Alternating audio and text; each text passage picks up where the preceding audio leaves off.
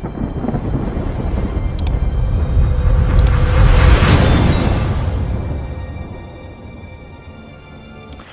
is up, you beautiful gamers, and welcome back to RPJames, to this merry corner in the internet where we sometimes like to talk about video games. Lord of the Rings video games have been always out there, and I have a love-hate relationship with these games because it's all about, literature and movies and video games, dude. They always tend to take so much liberties, and I myself, being a huge fan of Mr. J.R.R. Tolkien's work, I always tend to be on edge when they change these little things here and there. Needless to say, there's many Middle-earth games out there, and one of the most successful ones have been the Middle-earth Shadow of Mordor franchise. Monolith Productions hasn't published, published, not developed. They haven't published any games since the last Shadow of War on 2017, so it might actually not be too long to hear a little bit more of Monolith, of their next upcoming game, which might actually be a game in the same franchise. First and foremost, let's go through the encouraging things. Track record of the company. Monolith is a subsidiary to Warner Brothers. Their latest games have been only Middle-earth, Shadow of Mordor, and Shadow of War, and while they're not the best, they're amazing games of a pop culture scene out there, and they have been the most successful games of Monolith. Shadow of Mordor was released in 2014, subsequently we got Shadow of War in 2017. It's been 4 years of development gap between these two games. It's worth mentioning as well that, maybe due to the success this IP has gotten in the past, they can take more time with the resources that both earnings provide and Warner Brothers gives them. However, fear not. The next game, here's hoping that it'll be a new Middle-earth Shadow of entry, might not be that far away, and even if it hasn't been announced yet. If you remember correctly, Shadow of War first trailer was shown on February 2017, and the official release date happened the same year in September, just 7 months after the official reveal trailer. I love that kind of marketing, dude. That way hype doesn't build that high and we're able to enter the experience with a little bit more of clear of mind. Just take a look at what happened to, again, Cyberpunk 2077, which is still struggling out there, and I'm fearful about Elden Ring. Not because I think that the game will be bad, but because it has been so much since the official announcement. Hell, there's even posts on Reddit that build the damn story and mythos of the game. The hype is on skies for that. That's Elden Ring. We're building the game for Miyazaki, but anyways, I digress. Let's go back to the track record of Monolith games, which has been the same as the normal standard through many companies out there. 3 to 4 years of development. The gap between the Middle-earth games was of 3 years, and it has been nearly 4 years of development between Shadows of War and Shadows of Mordor, although we do need to have certain pandemic in mind. That being said, let's jump onto the some hintings of the next Monolith game, which, as you can see, should be very close. Mauro NL made a Twitter post thread on October 2020, rescuing some job listings descriptions on the next upcoming Monolith game, which some of them read things as it follows. Quote, Monolith Productions, a division of Warner Brothers Games, Inc., seeks an associate software engineer pipeline to work closely with the award-winning technology team behind the Middle-earth Shadow of Mordor franchise, building cutting-edge technology, empowering the development of Monolith's next generation of console and PC games. Alright, now officially we know that they are building their next game.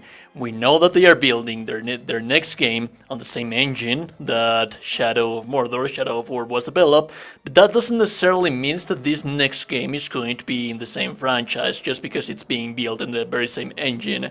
But anyways, let's keep continuing. Let's continue connecting the dots in here. The advanced designer and senior designer for character system roles gives us our biggest indication about sort of game can we expect. In the essential skills sections, it is stated that experience with 3D open world action games preferred. So yep, we're looking at another open world actioner that likely will boast a number of similarities to the previously released Middle-earth games. Speaking of which, let's continue with the breaking of the article. Speaking of which, consider another essential required skill: experience with player behavior, AI, or narrative systems preferred. This sounds very much like the innovative Nemesis system which governed the Middle-earth games, allowing enemies to remember you, take revenge on you, and advance themselves through a militaristic hierarchy. Also, a while ago, Warner Brothers patented the Nemesis system as their intellectual property so that no one else can replicate that.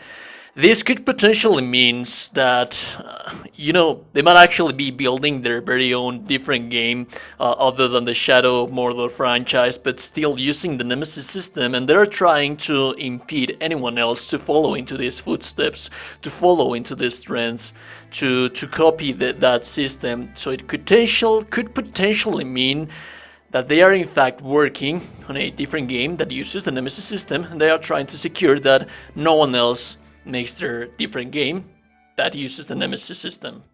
That's just a thought, dude. That's just me. That's speculation. Whatever Monolith Productions' next project ends up being, we can now be sure that it won't be specifically grounded.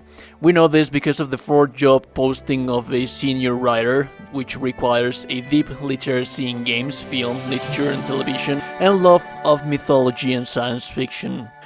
This last job posting is the one that I think it keeps us a little bit more inside of this game could potentially being still in the Middle-earth universe. If it's not in the same franchise, maybe in the same universe, dude.